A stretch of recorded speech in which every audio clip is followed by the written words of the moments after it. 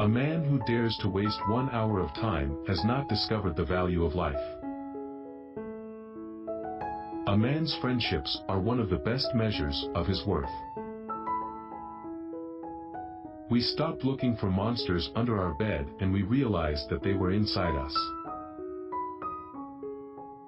Ignorance more frequently begets confidence than does knowledge. It is those who know little, not those who know much, who so positively assert that this or that problem will never be solved by science.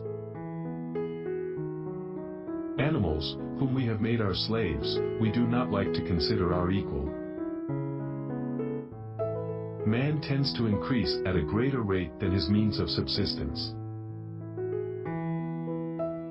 The love for all living creatures is the most noble attribute of man.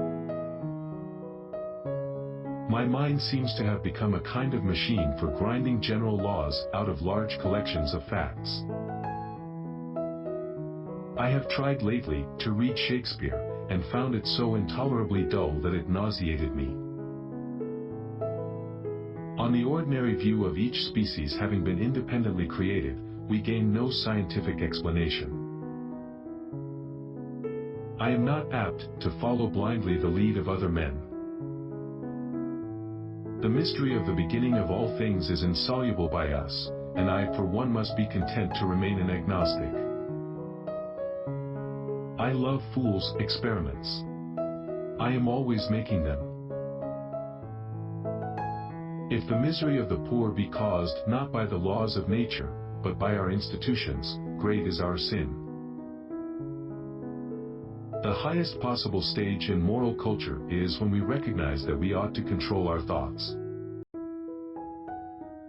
To kill an error is as good a service as, and sometimes even better than, the establishing of a new truth or fact. We can allow satellites, planets, suns, universe, nay whole systems of universes, to be governed by laws, but the smallest insect, we wish to be created at once by special act. On the ordinary view of each species having been independently created, we gain no scientific explanation.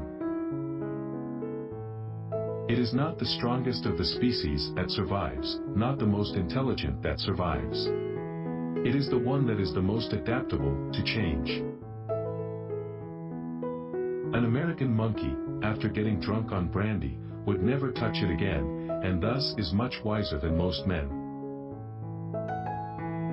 We must, however, acknowledge, as it seems to me, that man with all his noble qualities, still bears in his bodily frame the indelible stamp of his lowly origin. Blushing is the most peculiar and most human of all expressions.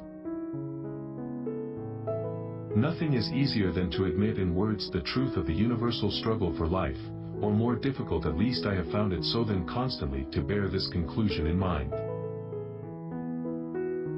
Great is the power of steady misrepresentation. Man selects only for his own good, nature only for that of the being which she tends.